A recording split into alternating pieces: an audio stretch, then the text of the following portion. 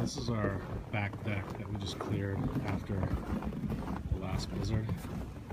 It just came through. You can see it's as high as our fence and as high as our deck. And put it down here. Show it on our back door. So we're oil fixed. That's the garage. Fence path we dug out to get to the car. See, Beth's car's still covered. Running out of places with the snow. There's our tree in our front yard. You can see the top of it.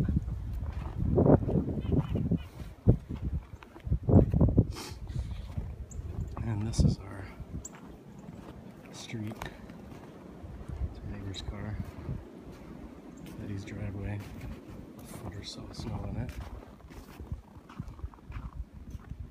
There's my car, plowed in again,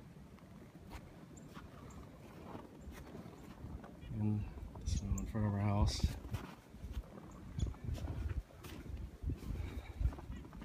That's where we plowed out or shoveled out our front walk. You can see it's there's nowhere left to put snow. This is where we dug out for oil, which is now covered in another foot of snow. And the side of the house. It's a winter wonderland.